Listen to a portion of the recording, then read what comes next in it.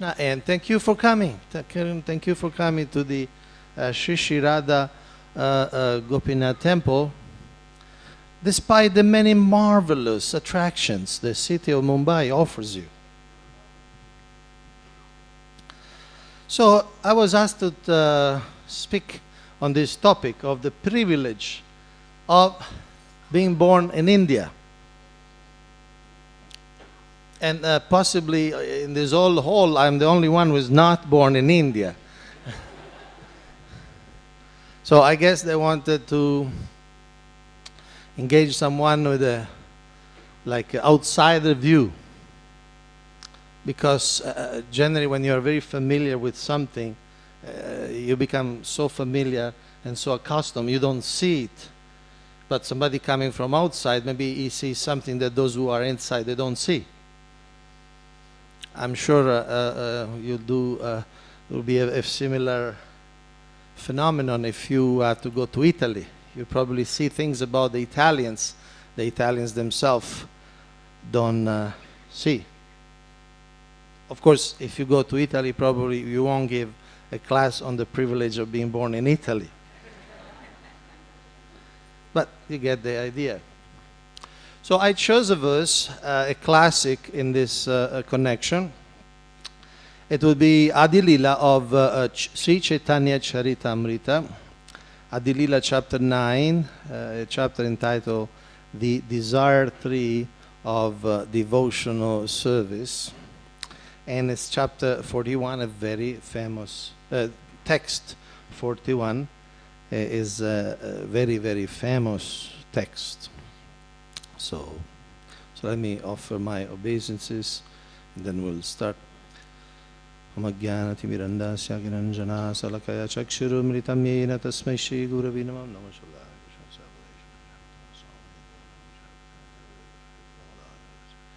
Namo Vishwapadaya Krishna Vistaya Bhutale Shrimad Bhaktivedanta Swami Namine Namaste Saraswati Deve Gauravani Pacharne Nirvishesha Shunyavadi Paschatya Trine Vanshakalparubhesha Kripa Sindhu Vivacha Patitanam Pavanibhyo Vaishnavibhyo Namo Namah.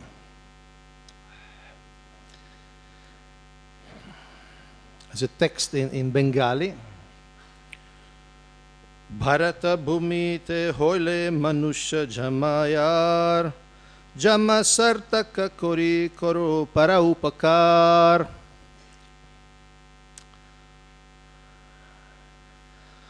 One who has taken his birth as a human being in the land of India, Bharatvarsha, should make his life successful and work for the benefit of all other people. We can repeat together if you like. After you can repeat. One who has taken his birth as a human being in the land of India, Bharatvarsha, should make his life successful and work for the benefit of all other people. So I'll read the purport. I may intersperse the purport with some comments. Purport by Srila Prabhupada.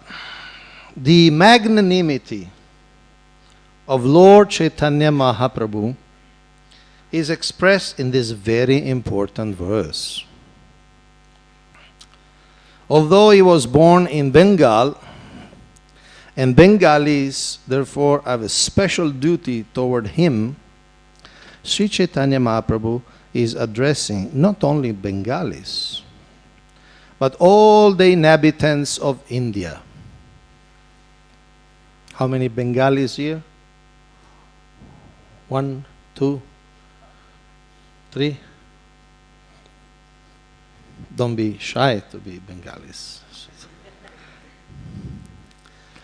It is in the land of India that actual human civilization can develop.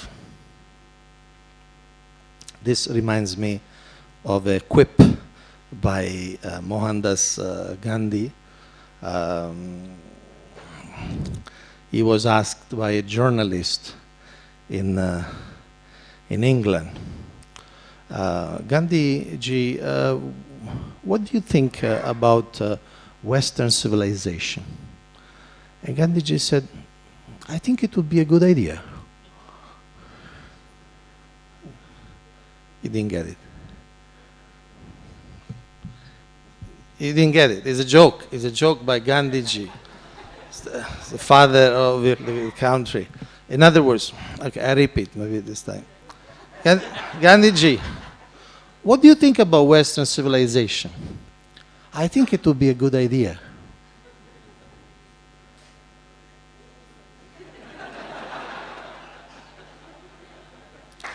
Okay, I'll explain to you, okay? I think it would be a good idea means, it would be a good idea if Western could be civilized.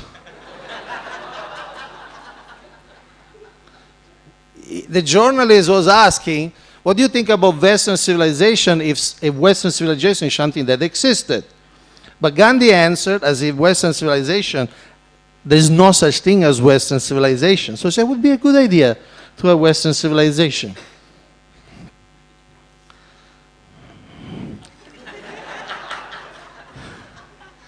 Human life is especially meant for God realization.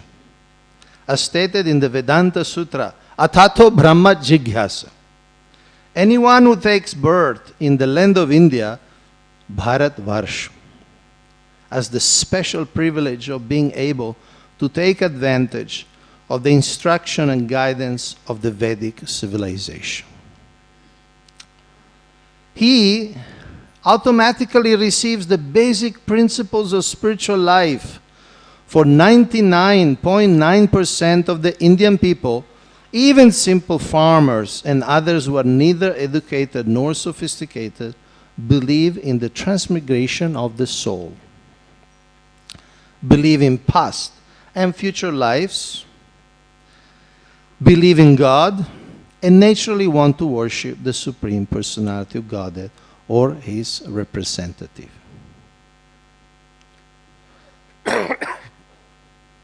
Of course, this was written 40 years ago. Maybe the statistics have changed a little bit. If before was 99.9, maybe the number decreased somewhat. But you get the idea. In other words, just by being born in India, in the atmosphere in India, one becomes familiar with the concept. Karma, reincarnation, God.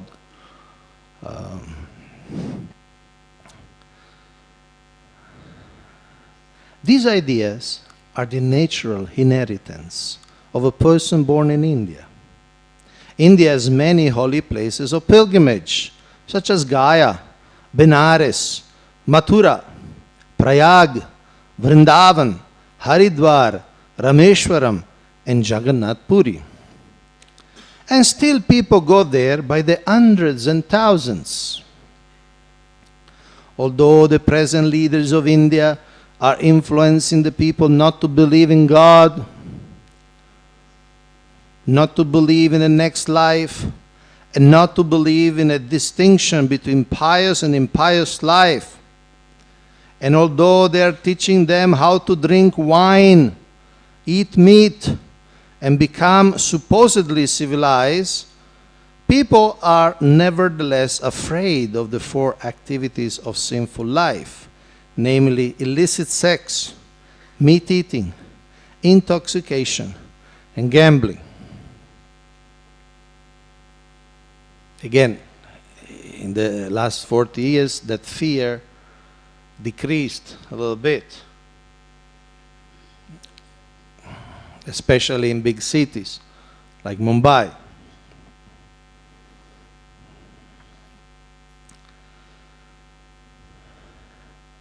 And whenever there is a religious festival, they gather together by the thousands. We have actual experience of this. Whenever the Krishna Consciousness movement holds a Sankirtan festival in a big city like Calcutta, Bombay, Madras, Ahmedabad, or Hyderabad, thousands of people come to hear. Sometimes we speak in English, But even though most people do not understand English, they nevertheless come to hear us.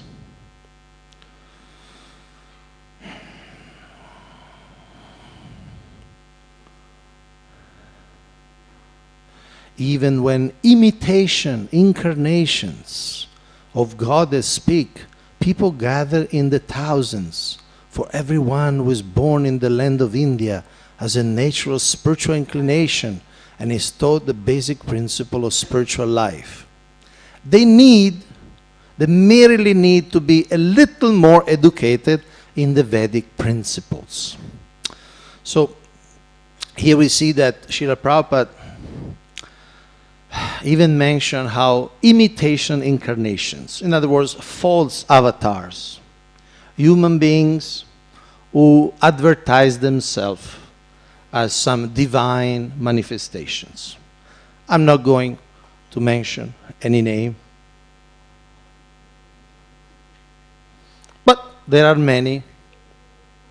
There are many. And Srila Prabhupada says, even when these people speak, they advertise themselves, people flock in the thousands. So it's a sign of this thirst for spiritual life, which is natural in people born in India. Okay. I mean, this morning I came from Mira Road and just noticed in front of the Mahalakshmi temple, there's a long queue of people going in like that. So this is very natural and very special, very special.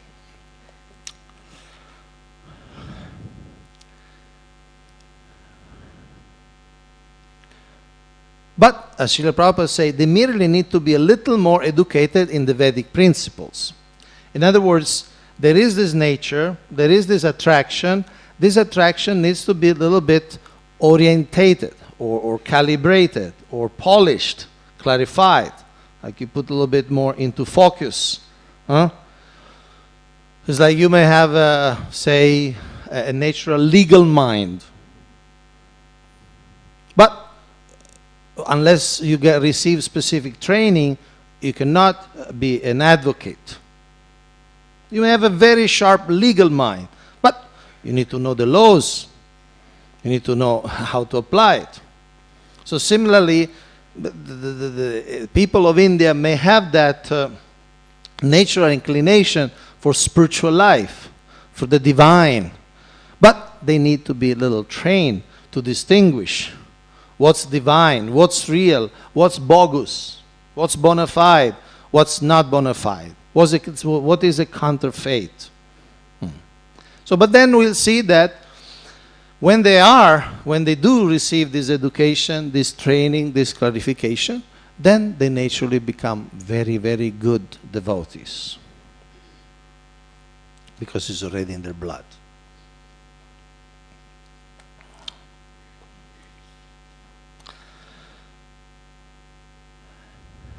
At present, Therefore, Sri Chaitanya Mahaprabhu says here, Janma sartaka kori koro para upakar. If an Indian is educated in the Vedic principles, he is able to perform the most beneficial welfare activity for the entire world. You see, when there is an epidemic, when there is a big disease, it becomes, or a big catastrophe like an earthquake or a tsunami, it becomes a responsibility of everyone who is not affected by that catastrophe to somehow help.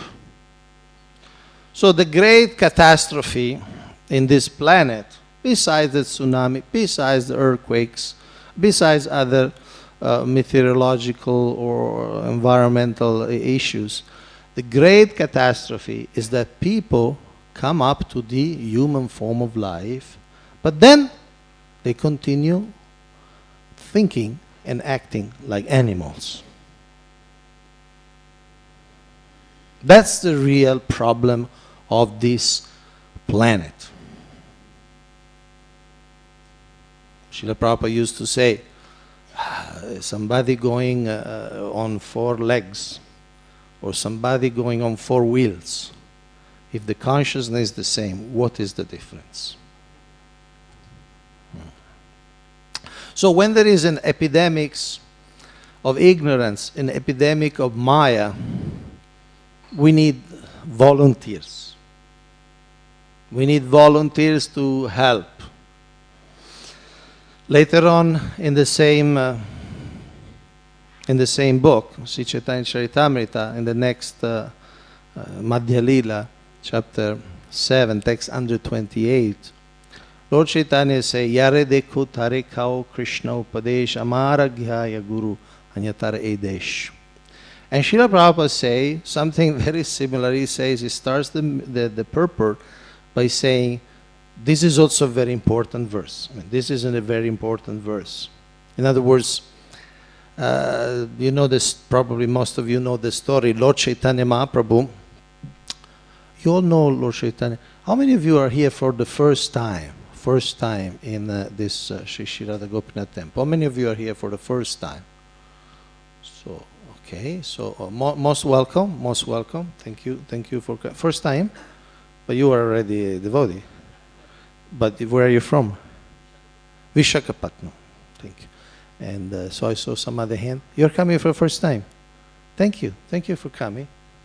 What we do with the new guests? After class, we do what? We welcome them. So we will welcome you later, not now. We will welcome later, if you behave yourself. I'm joking. You're most welcome. You're most welcome. We are very happy to have you here. So, Lord Chaitanya, I don't want to ask you if you know Lord Chaitanya, because it may happen you don't know Lord Chaitanya. You see, Lord Chaitanya is on the altar. You see this pair on your left, on the right is Sri Chaitanya Mahaprabhu. He's also here, yes, here dancing. This golden Gauranga Mahaprabhu. Another name is Gauranga Mahaprabhu, the golden avatar. He is Krishna himself. He's Gopinath himself, who came on earth 500 years ago. He appeared in Navadvip in West Bengal, and he is Krishna himself. But he came to show how to become a devotee of Krishna. So at one point, he was a grihasta, and he was a teacher. He was a teacher of Sanskrit and other things, because Navadvip was a great center of learning. It was a very great center of learning, something like Varanasi. It was a center of Navanyaya, the new logic. So it was an important center of learning. And among all the Pandits of Navadvip, Nimai Pandit was the most powerful and most intelligent and most sharp. Even defeated the great Keshava Kashmiri, who was a Brahmana, was going around defeating everybody. But Lord Chaitanya defeated him. So Lord Chaitanya, at one point, as he wanted to teach Krishna consciousness, and somehow, because he was a grihasta, some of his students were not taking him very seriously.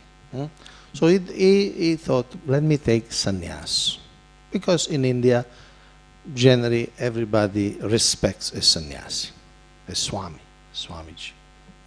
So he took sannyas, and then he moved from Bengal to Jagannath Puri. This picture is of him after taking sannyas. You see, shaved up at the Ratha Yatra festival in Puri. I think it's very famous. Everybody heard about the Puri Ratha Yatra, so he would attend.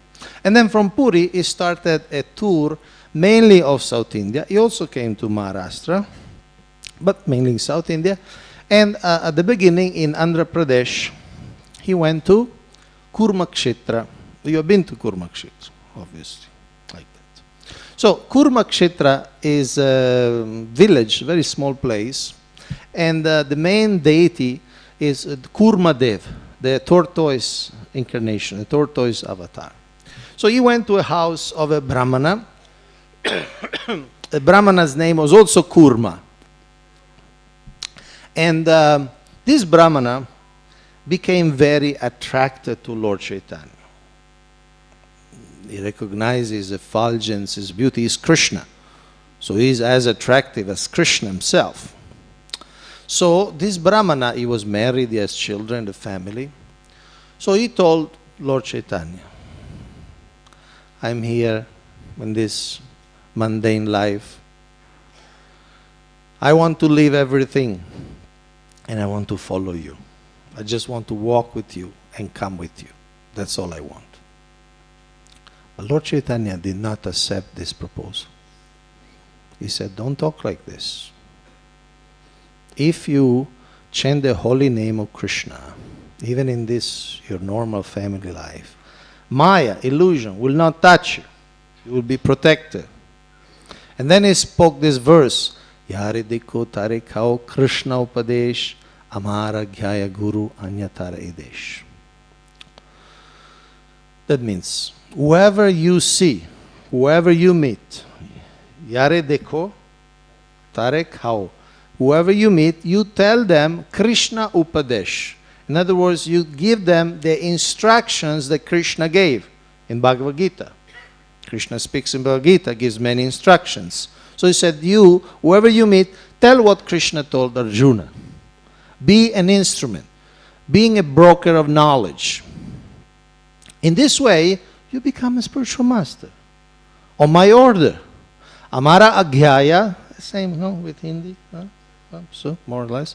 Amara Gyaya Guru Anyatar Edesh. And deliver this place. Give some knowledge, give some relief, give some relief work. This is the real relief work. Because this relief work has eternal benefits. Other relief works can be appreciated, but they cannot solve the problems at the root. There is a tsunami in Thailand. You may go there, rebuild a hut to somebody. But he still will have to die. If it's not the tsunami, it's a cancer. If it's not the cancer, is some heart attack. If it's not a heart attack, is some just a normal old age. So even by doing mundane welfare work, you cannot really solve the problem at the root. Once Srila Prabhupada here in Mumbai was talking about this verse and was giving a practical application. He said, become a guru. Not that everybody will be so big that it will go all over the world. There are some gurus, also in our International Society for Krishna Consciousness, who are traveling in different countries and preaching in different countries. Now, not everybody will be able to do that. Maybe it's not everybody's nature, or maybe we have families, we can't just go around the world. Plus, there are so many people in India, you don't have to look for people. It's not that in India there is no people. I mean, you noticed it's a pretty full of people. It's not that to find people, you have to go outside India. There is many, what's the latest count? 1,200,000,000 people? More or less? More or less, 1,200,000,000 people. So that's a lot of people. That's a lot of people. There are countries in the world, the whole country is 2 million people. How many people are in Mumbai? Mumbai. How many people in Mumbai live in Mumbai? 20 million. So 20 million. So there is a country in Europe, it's called Slovenia. There are 2 million people. So you can put 20 Slovenia inside Mumbai. So you don't need to go to Slovenia. I mean, if you need to go, you can go. But I'm just saying, you don't have to look for people. There are enough people. You know, Maharashtra, it's more than under 12 million people right here. So I'm sure if you want to do this thing of Lord Chaitanya, what Lord Chaitanya says, there is no dearth of customers, there is no dearth of people. Where was I? Taradesh. Yeah. So, Amara Gyaya Guru Anya Taradesh. And Srila Prabhupada was saying, you can preach to your city, you can preach to your village, you can preach to your neighborhood. There are neighbors, there are maybe relatives, there is your family, but you need to become Guru. So in other words, he was repeating that instruction to the Brahmana Kurma. He was explaining that that instruction was not a personal instruction just for one person 500 years ago. It was a universal instruction. A universal instruction that resonates with this. Bharata bhumite hoile manusha jamma yar jamma sartaka kori koro para upakar. Para upakar. Give something good to others. I'll continue reading. There is more. And then I'll take some questions. Up to what time we go?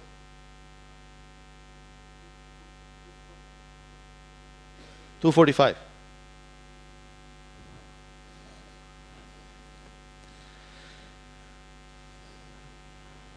So I read a little more purport, and then I'll take questions, so you can think of your questions if you have now. At present, for want of Krishna consciousness or God consciousness, the whole world is in darkness, having been covered by the four principles of sinful life, meat eating. They first take the milk from the cows, and then they kill the cow and they eat. That's not very nice. Illicit sex.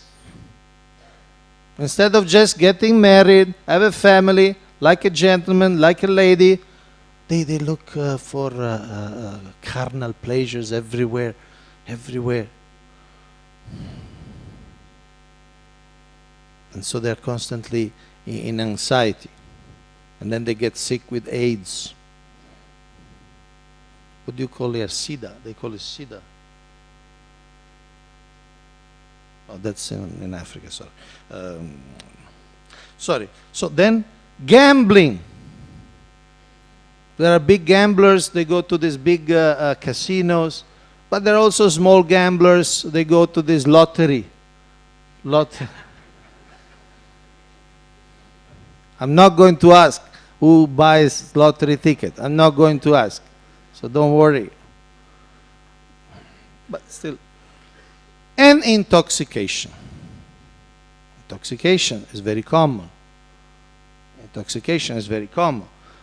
Drugs, heavy drugs, what are official drugs, they affect millions and millions of people also in India. What are the most popular drugs in Mumbai?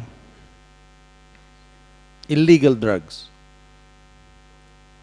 What's that? Tobacco is not illegal. What are the most popular illegal drugs in Mumbai? Everything.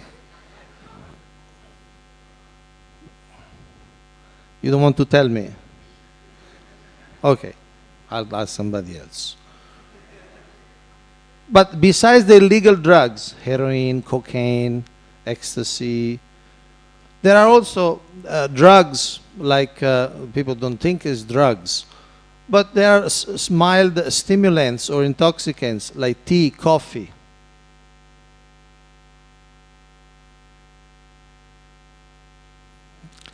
Tea is not an Indian thing. You may think it's an Indian thing because you have tea stalls everywhere. But before the British, there was no tea in India. You know that. You studied that in history. You studied that in school. So it's a new thing. It's a new import. Like Colgate. You may think Colgate is Indian because it's here since long time, but it's not Indian. At least Colgate, you can brush your teeth with tea, and people become hooked. People cannot start their day without a cup of tea. Tea and coffee. Coffee also doesn't come from India. Coffee comes from South America. 500 years ago, nobody had ever heard about coffee in India. But now, it's a standard thing. Tea, coffee, either in the train or airplane or normal, tea, coffee. And if you say no, people look at you. Some kind of, yeah, some strange disease, or they cannot take tea or coffee. Tea and coffee, they're not Indian things. They pushed on you because they wanted you to buy their products, that's all. Even chili is not Indian, you know that. Of course, chili is not an intoxicant. Although, I know people almost intoxicated by chili. I mean, they can't eat without chili. But that's okay, chili, you eat your chili, don't worry. But even chili doesn't come from India. Chili comes from South America. But keep your chili. Don't worry, I'm not here to do a crusade anti-chili. That would be a losing proposition. So people are addicted to so many things. And what is strange for me, because I come from outside. I come from outside, so I see things in a little different thing, a different way. Sometimes, this is anthropology. Anthropology, the study of human beings. So, like for instance, in the West, it's very common for people to have dogs. Now it's becoming common also in India. We keep them like children, no? And sometimes in the West, it's very, very common to see the people walking dogs with leashes, no? So there was an African student who went to somewhere, to Denmark, and he wrote in his essay, this is very strange, people with dogs going around. You never saw that in Africa. Dogs, they can help you taking care of the sheep or things like that, but you don't keep them in the house. So everything is relative. One thing I must tell you that really puzzles me in India is this concept that feminine beauty is based, centered, and depending on the fairness of the skin.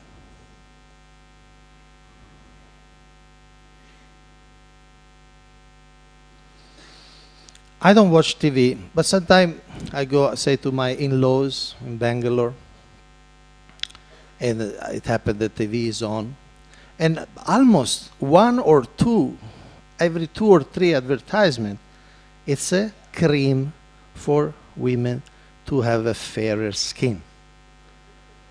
Fair and lovely. No, you laugh, but you shouldn't laugh. You laugh. But it's a very serious thing. You can laugh, but my point is that there are hundreds of millions of girls in India, and they're perfectly attractive, beautiful girls.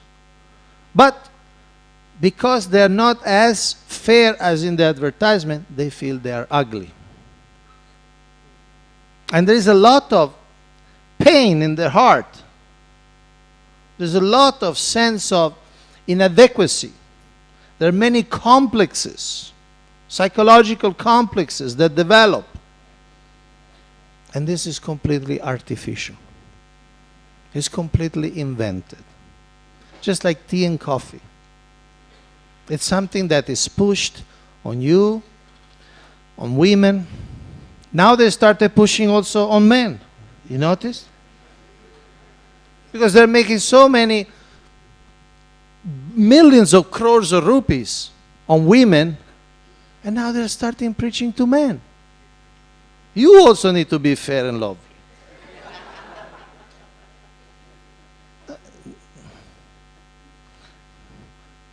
Those who laugh, probably they have shares in those type of corporations.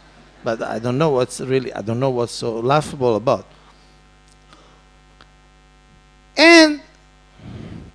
So these poor women there,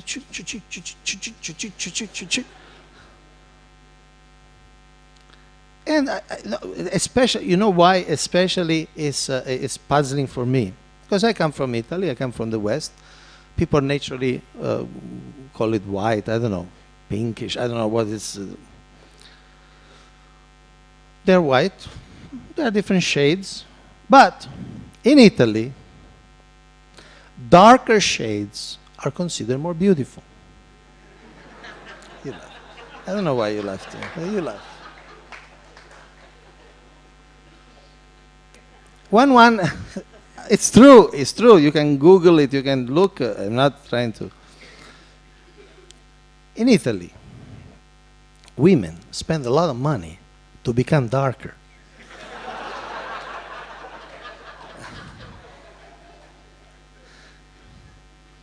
I don't know why you laugh. These are facts. These are just facts. I'm just giving the facts. It's called tanning. Tanning. Become tan.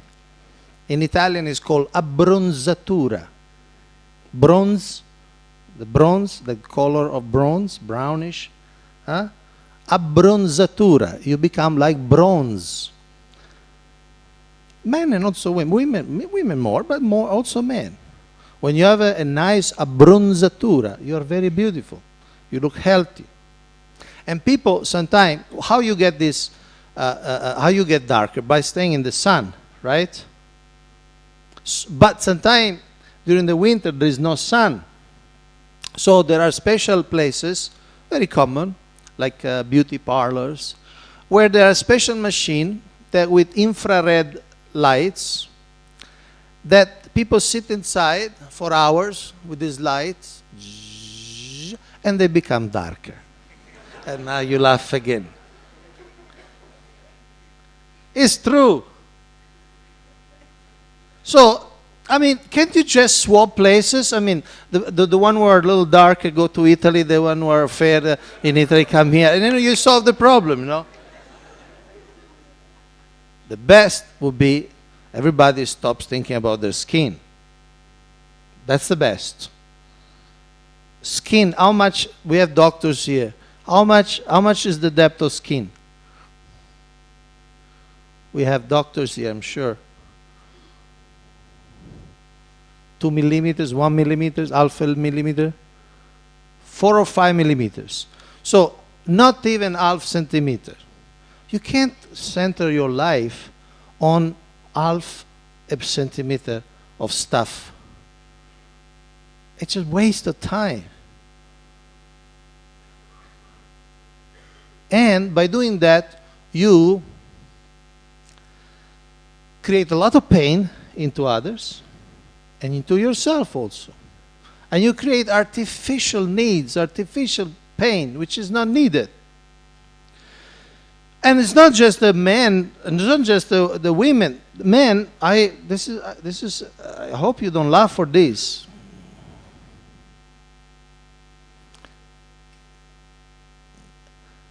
I know that even in this community, when the man try to get married, the first prerequisite, the first choice, the first quality they want to see in the girl, Gori. I told you not to laugh. I mean, what should I do not to make you laugh? What is there to laugh?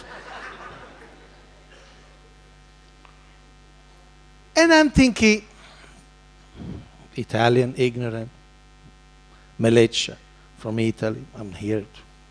But these men, what they have in their brain?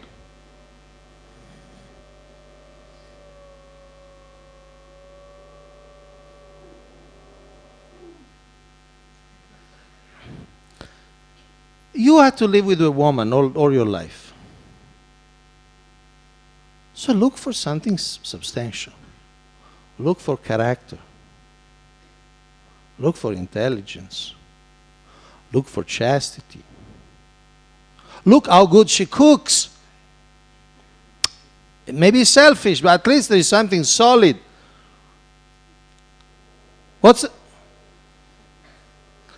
What's the point of having a fair-faced and no brain?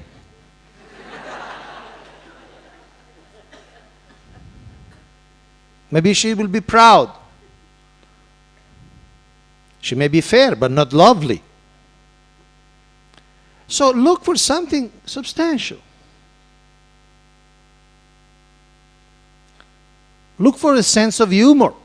I mean, I don't know what you like in a woman, but don't look for the skin. It's so debasing. Debasing for the women and debasing for you. I'm telling you frankly. I'm talking to the men. You women don't listen for now. Really.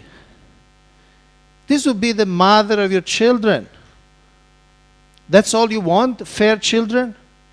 And then adopt a white dog. If fairness is all the most important thing, this is really like a national madness.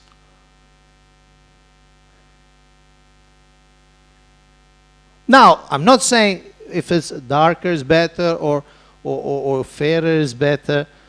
One can be a very beautiful person in any shade. But look for the real beauty on a person.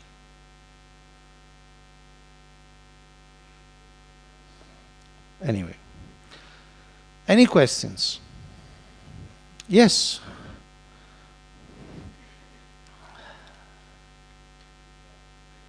Do we have a mic for Prabhuji?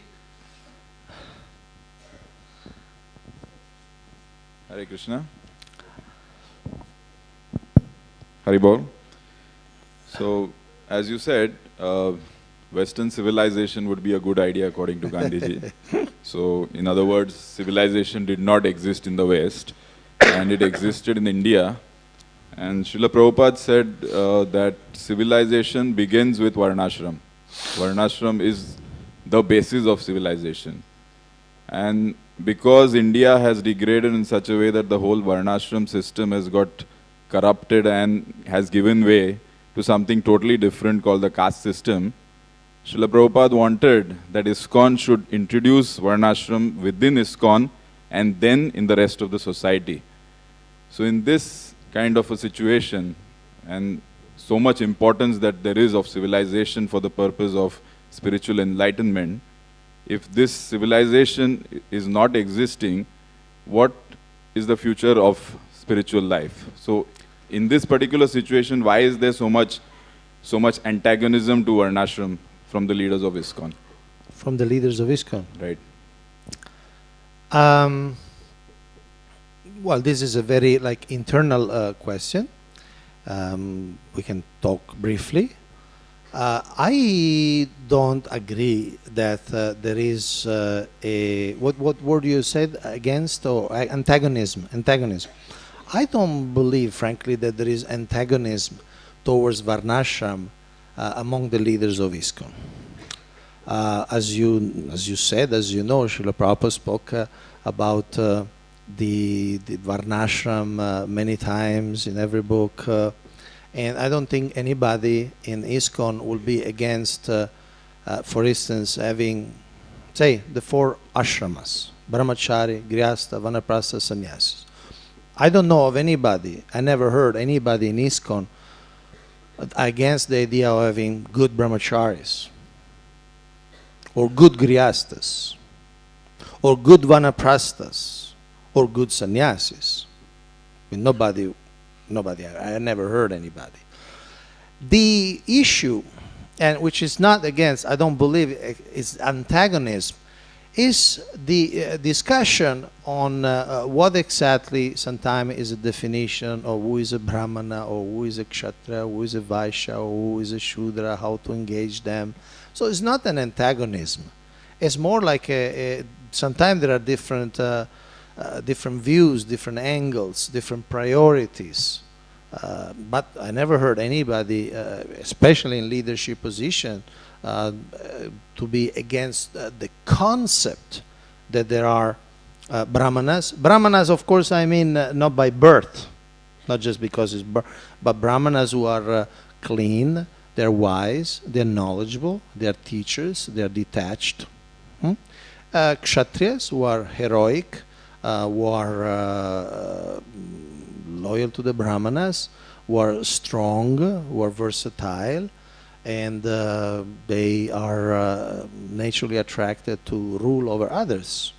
And Vaishyas, who are naturally inclined to trade and commerce, cow protection, and Shudras, who are simpler people who are more comfortable working for others, like employees for others, serving other groups.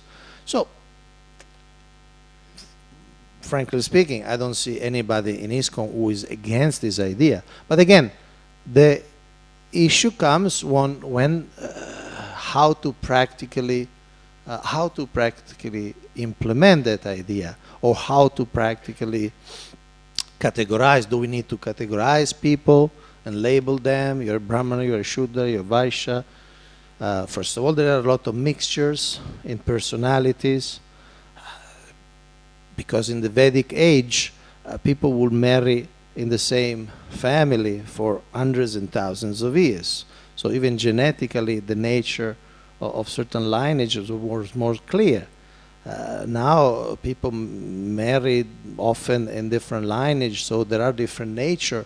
So it's not so clear that you are Brahmana, you're a Kshatriya. One may be 25% Shudra, 25% Brahmana, 25% Kshatriya, 25% Vaishya. I mean, so there are a lot of this issue. So the issues is of implementation and of priority. Some devotees, for instance, say that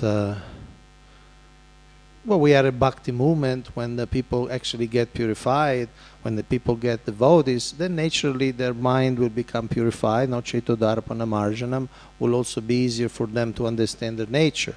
Often now, obviously somebody who is, like we said, intoxicated, confused, bewildered, he may not even know what's his nature, or his nature may be really very much covered like that.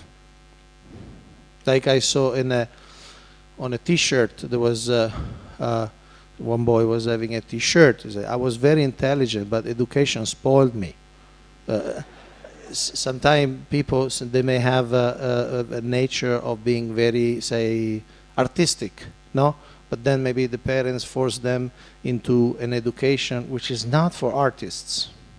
And somebody may be a more of a philosophical mind, but then the parents force him to be a doctor or an engineer. See, so there is a lot of mixtures, both in terms of nature, in terms of education, which is many cases artificial.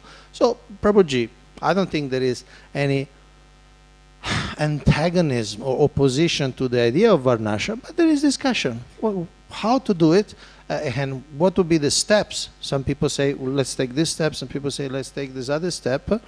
And to some extent, Varnashram is already established in ISKCON, to some extent. I want to stress the sentence, to some extent.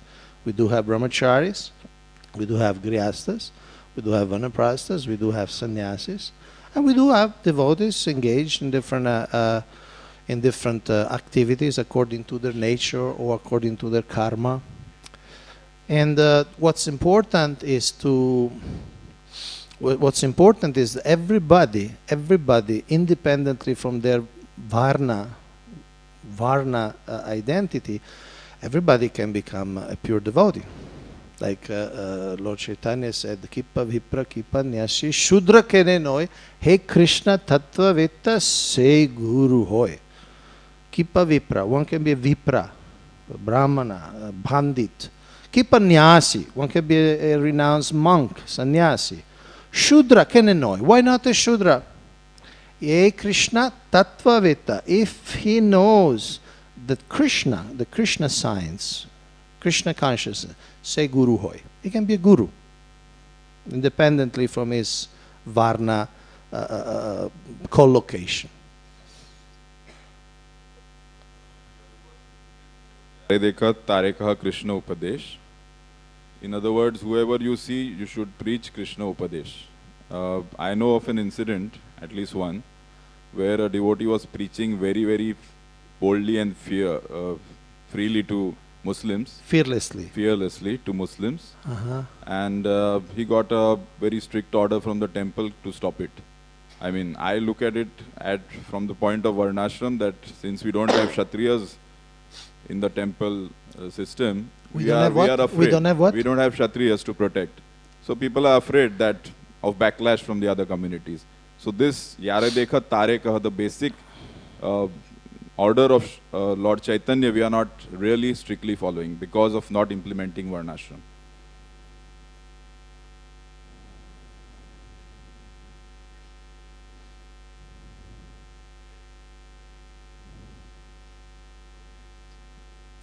It's about training of Kshatriyas. You are saying Varnashram is established, but actually we are not giving any. I mean, there is opposition to training of Kshatriyas in ISKCON. I know very well, and of course you also. So please comment on.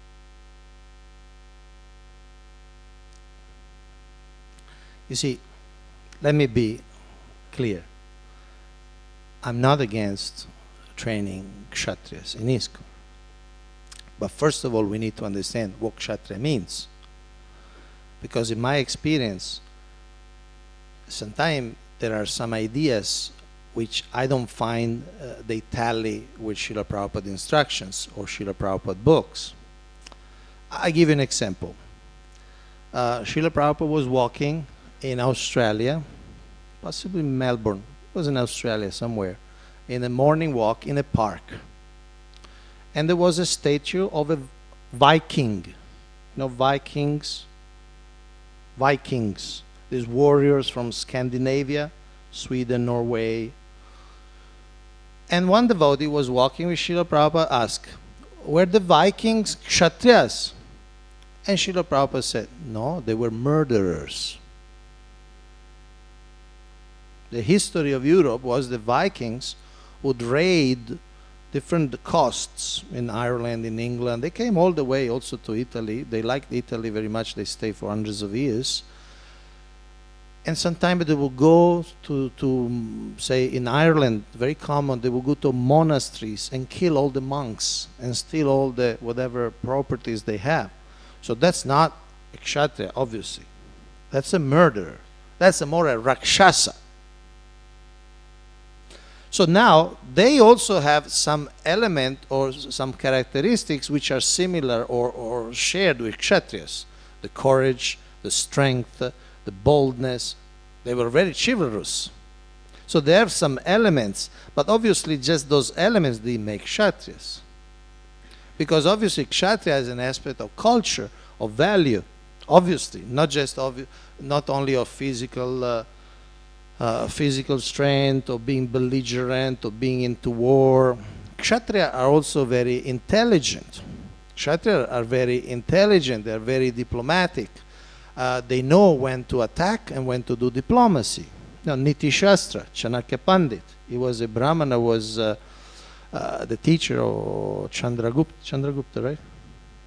So Chandragupta, so he will tell, there is the whole Kshatriya culture, Kshatriya techniques, Kshatriya norms of behavior. Kshatriya doesn't mean always having war. Yudhishthira was a Kshatriya. Krishna played his role as a Kshatriya. But if you study the Mahabharata, Krishna tried his best to make peace. You all know the story of Mahabharata. Pandavaduta. Krishna went personally to the Kaurava in Hastinapura, tried to make the peace. So just give these Pandavas 5 villages. They're Kshatriyas there to rule. Give them 5 villages. And Duryodhana said, no. So we need to understand, Kshatriyas, the main goal is peace. Kshatriya is not a warmonger. So when we say, you mentioned the Muslim community, it could be a Christian community, it could be somebody else, could be some other Hindu subgroup. We also need to be Kshatriya in the sense we need to be very intelligent, to be very diplomatic. What does it mean to preach? Sometimes maybe more strategic to make friends, to see the commonality. Muslims believe in God. They believe in a one single God. They're monotheistic. It's very good. They follow certain rules of dharma. So we should appreciate whatever they do. Like when Srila Prabhupada was personally present, he wrote a letter to the Pope. At that time was Paul VI. He wrote a letter to the Pope and he said, look, we both believe in God. Let's do something together. He called him, I think, His Holiness the Pope. He gave some very great respect.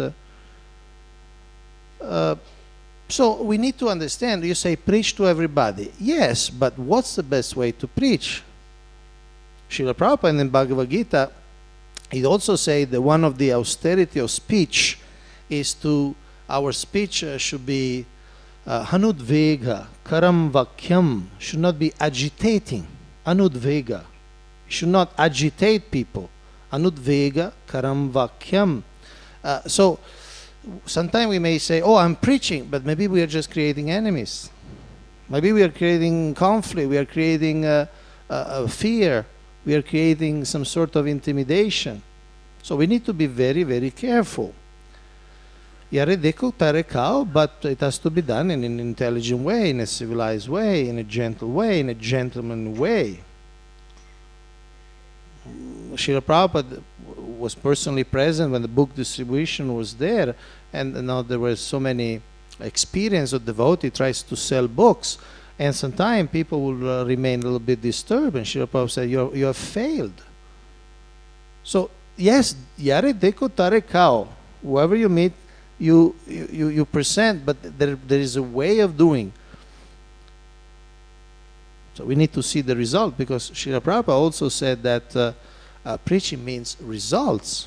So if we go to communities without much, any community, you mentioned Muslim community, it could be the Christian, could be anybody, or Sai Baba followers, or this or that, and we just speak in a way that they become agitated, they become inimical, they don't want to have anything to do anymore with ISKCON, that may not be the best preaching. And may not be a very Kshatriya idea. It's not very diplomatic. It's not very strategic. So these are some of the issues that when we talk about Varnashram, when we talk about who is a Kshatriya, what's the role of the Kshatriya, or how preaching a Kshatriya mode goes together, they need more explorations. Because it's very easy. Unfortunately, the world is in such a condition that it's very easy to make unnecessarily enemies. It's very easy. It's very easy to say things that disturb people instead of helping them coming closer. So we should, there is this Sanskrit saying, Palena parichiyate vriksha. A tree is judged by its fruit. So, preaching, of course, Lord Chaitanya, but is it really the tree of Lord Chaitanya? We have to see from the fruit. Are the people coming closer to the movement? Are the people appreciating the movement? Like yesterday morning, I was in Bhaktivedanta Hospital. I saw there were people from all sorts of people. There were Muslims and everything. You follow? But if people say, imagine a Muslim who steps in the Bhaktivedanta Hospital and some devotee jumps off from a column. Hare! You should pray! You should chant Hare Krishna! These people are mad. They think these people are mad. They don't. It's not even good manners. You follow? It's not even good manners to do something like this. You need to respect people. Islam it's hundreds of years of tradition, hundreds of years of saints, hundreds of years of civilization. I am from Europe. I studied a little bit. I was born a Christian, but I must say, in terms of civilization, in terms of respect for life, in the last 700, 800 years, the Islamic people did better than the Christians. We won't get into the history, but so we need to honor, we need to respect. And then, of course, we can, once people are open, they want to know more, once people, they want to listen, they want to, then, of course, you can introduce, you can, propose. There's these books of knowledge, please read them. It's a universal knowledge, and so on. But it needs to be done very tactfully, because the atmosphere of the world is very volatile. I mean, you all know, you all see, you all read the newspapers, or at least you check the news. There are so many wars, and sometimes religion is a main, element. So we don't want to be known as people who create more hatred or more anxiety, more violence, more agitation. That's not our mission. That's really not our mission. Who's that? Akashvani. Who is speaking?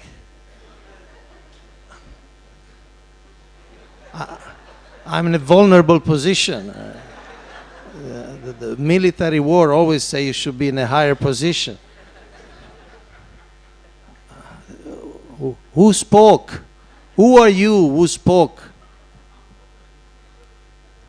Identify yourself.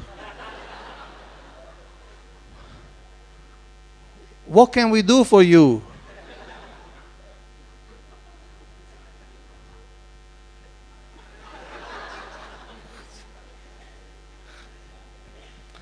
The line got disconnected. Try again later.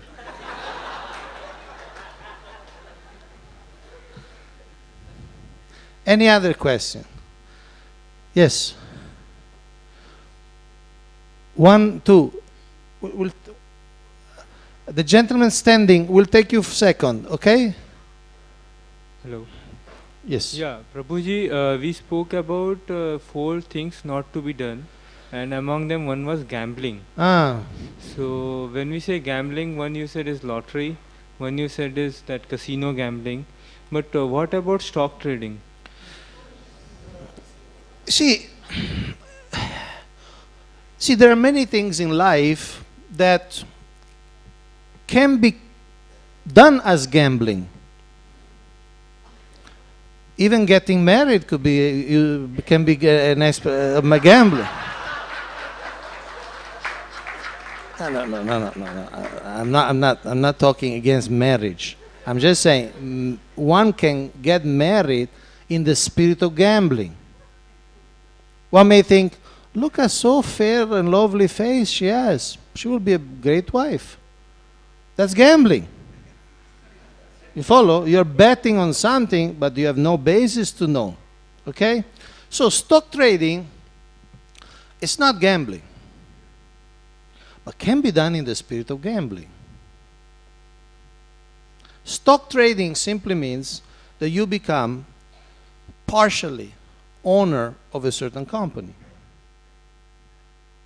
You become proprietor of a percentage, a share of a certain company. I'll give you an example. Say your friend wants to start a company, say wants to start manufacturing shoes, okay? And he comes to you, what's your name? Vivek. Oh, Vivek, your name is Vivek, so you must have a very good discrimination. I am having this business plan. I'm going to manufacture shoes. Why don't you put your money in my company and we'll share? So if you are convinced that this man has a good business plan, has a good prospect, and you put your money, it's not gambling. You follow? It's not gambling. It's business. Business, there is always an element of risk. But you can do it in a way that the risk is minimized. So stock trading can be done as gambling. If you just don't know, like many years ago, there was this dot-com bubble, no? There were so many technology or web-based companies, and they all disappeared. That was more like gambling. You don't know anything. Sometimes people buy shares, they don't even know what product the company makes. That's gambling. Because maybe there is some special sounding technology, something that, yeah, this sounds good, yeah, let me buy shares. So stock trading, it's not gambling, but it can be done as gambling. Okay? There was another question there. The mic is coming.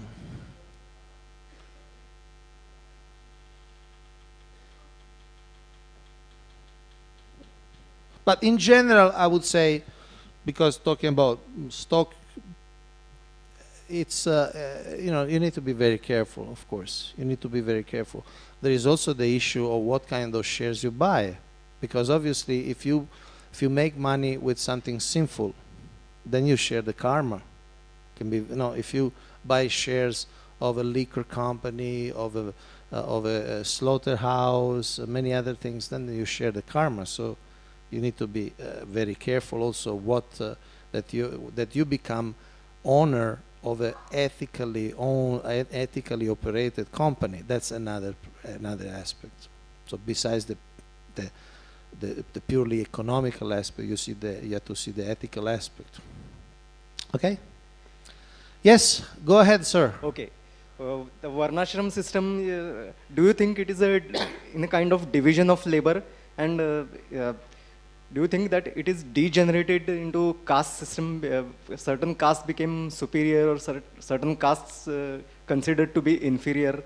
So what comment you would like to make on that? See, division of labor is there. Either we call it Varnashram or we don't call it anything. Division of labor are there because they're different nature. What is that? Chaturvarnyam Maya Shrishtam Guna Karma Vibhagashaha. Krishna says, and Krishna of course is the creator of the world, the system of humanity. So he says, Chaturvarnyam Maya Shrishtam. The Chaturvarnas, the four natures of man, which obviously have many subdivisions, but the four basic nature of man, Maya Shrishtam, I created them, Krishna says. On what basis? Guna Karma. On the basis of the quality, the characteristics of the human beings, and their nature. Guna Karma Vibhagasha. So the division of labor is not a new idea, it's not an Indian idea. There is division of labor. You go everywhere in the world, you'll see division of labor. Where there is no country, there is no city, there is no town, there is no village on this planet in which you will not see division of labor.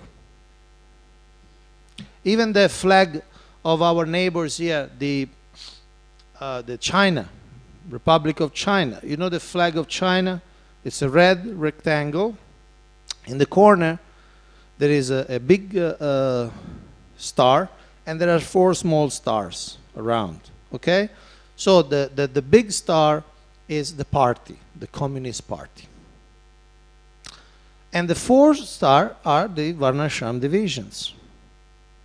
They are maybe some of you can help, but more. They are the students, the traders, the workers, and the teachers, something like that.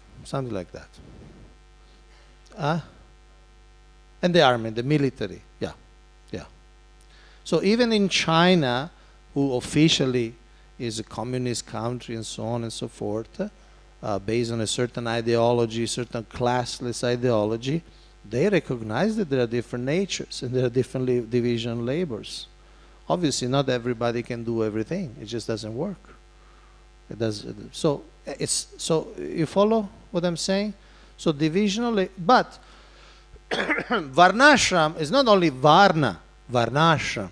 There is not only labor, because we need economy. We need to produce things, and we need to share things, and we need to trade things, and so on and so forth. We need to produce food. Again, we need to do these things in an ethical way. But there is also ashram. Ashram means there are stages of spiritual advancement. So one starts as a brahmachari, as a student, he understands the goal of life. He might enter grihastha life, so as an enlightened householder, it will become like the guide, the spiritual guide, the guru, also the children, and so on and so forth. Then they don't remain as grihastha all life. They move into vanaprastha, they retire, they withdraw from social and economical activity. And some take sannyas, they completely renounce and dedicate their life to teaching to others. Okay? So you need to see that only varna by itself definitely is not the value of varnashram. Varnashram without varnas, without ashram, certainly is not varnashram. Okay? So we have, I think, the time for only one or two questions. We'll take you, and then we'll take this young lady. Haribol. Thank you, Prabhuji, for your such a wonderful class. What did you like about it? I like the style of speaking of yours. It's very attractive. Italian style. Yeah. I would say that people are having different natures. So each person have certain elements. Certain elements. Elements. Which can be categorized as elements of Brahmana, elements of Kshatriyas, elements of Vaishyas, and elements of Shudras. So if from our community we try to train them in proper manner, then we can develop much more better people who can work towards the goal of life. Can you elaborate on this? Thank you. Yes, of course. Everything is based on training, definitely. Just like I said at the beginning, not in this connection, but I said somebody may have a legal mind, naturally attracted to understand cross-referencing, but he needs to be trained as a lawyer. He needs to learn the laws of the country. So yes, one may have a nature, but it requires training so that he or she knows how to his or her natural nature, if you allow me this expression, it's optimized and the results are maximized. You can do the best with what they have. Yes, that's required training. I agree. Yes. That's why in every society you find training. There's a time of being a student and so on and so forth. But people should not be given some sort of artificial ideas what it means. Because again, Lord Chaitanya came to give love of God. He came to give the path of bhakti. That's the essential way. And that's the most important training. Like Krishna says in Bhagavad Gita. What's the verse? Vijitatma prashantasya paramatma samahita.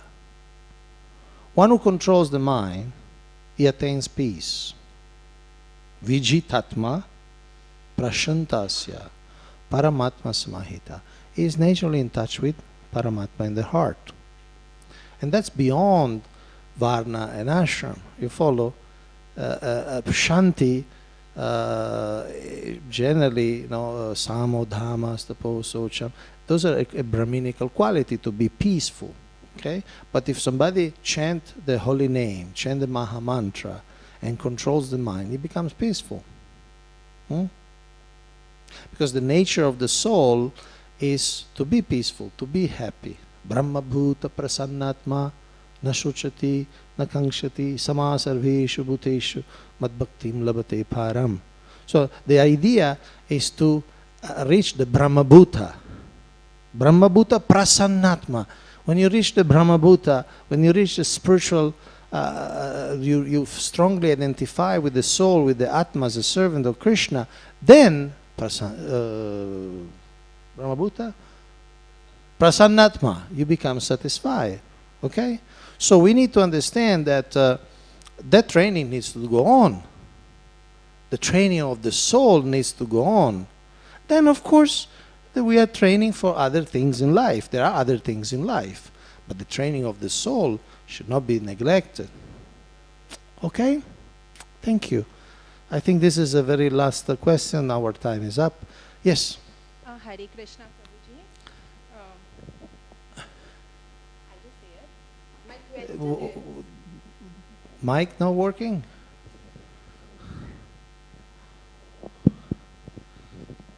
My question is that if Lord has created this whole world, and indeed a beautiful one, then why are all the holy places and stories only restricted to India? Like whatever we hear, it's all about India and Indian pilgrimages. What about the rest of the world? Like why is it left out?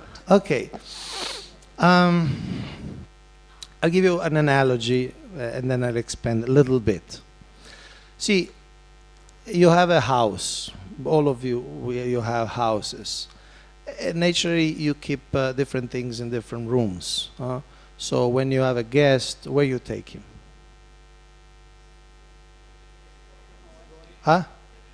Living room, right? You take to the living room.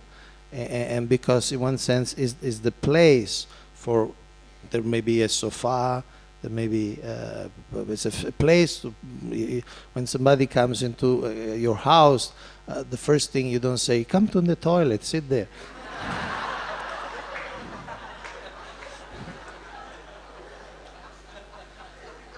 He might need to use the toilet, but it's not the first place you invite him to sit. So similarly, the world, the planet is like, you can say, is the house, and the India is the puja room, is the place for spiritual life, is the place, tapa bhumi, dharma bhumi. See, the Lord creates the world according to the tendency of the conditioned souls. So some conditioned souls, they want they want to forget completely God. So for them, they are born in places where in some languages of the world, even the word God doesn't exist. So there are places for different people in different what do you call in different area of the world. Even Mumbai, there are slums, and there are very residential places, historical places. So it's not all one. So India is the place for spiritual life, is the place for holy place, is the place for Krishna. When he comes, he comes in India generally. Lord Ramachandra apparently once he went to Brazil. It's a less known story. But besides that, generally Krishna comes to India. Like, if a businessman comes to Mumbai, he will stay at the best hotel. He doesn't go in a slum. You follow? That's just natural. So when Krishna appears, he comes when where there is culture, there is more culture, where people can understand his message, where people are more ready. But the point is that, connecting with the title of the lecture, the privilege of being born in India, everybody can be born in India. Now, you have this chance of being born in India, but next time, I don't know. So it's a privilege, and then, but many people come, maybe some of you were not born in India in the previous life. But because you develop a certain conscience, a certain mood, now you're born in India. And some of the Indians who are now Indians, they may be born in another place. So it's a window of opportunity. It's not a permanent situation. It's very flickering, actually. You follow? So it's an opportunity, and everybody in the world can have that opportunity. And everybody who has that opportunity can also lose that opportunity. So thank you very much for your attention, for your time. Hare Krishna.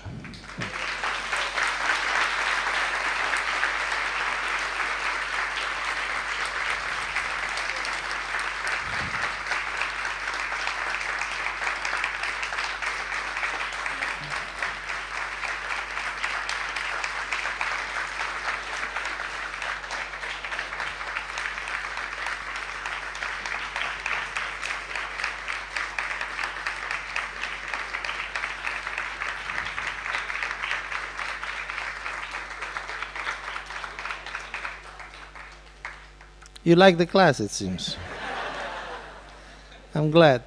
But I want to finish I want to, because I didn't read the whole purport, it's a long purport, but I want to read something that Srila Prabhupada says autobiographically. See, Srila Prabhupada doesn't talk much about himself in the books, but sometimes he gives a little glimpse. So there is a little passage, Srila Prabhupada talks about himself. So I want to read that.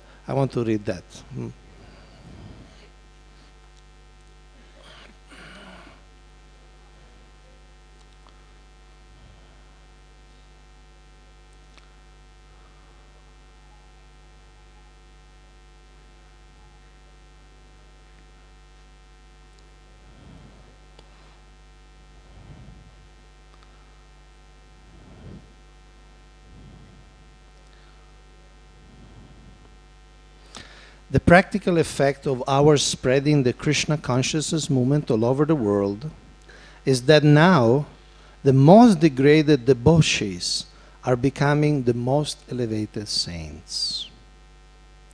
This is only one Indian's humble service to the world. If all Indians had taken to this path as advised by Lord Chaitanya Mahaprabhu, India would have given a unique gift to the world, and thus India would have been glorified. Srila Prabhupada ki jai, Nitai Gaur Premanandi.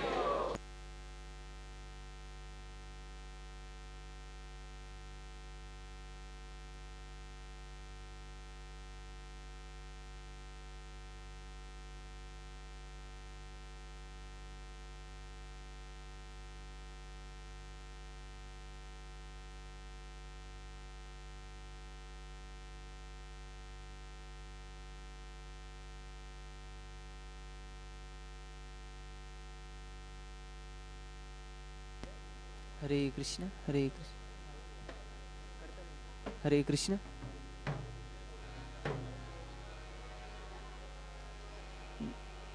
Hare Krishna.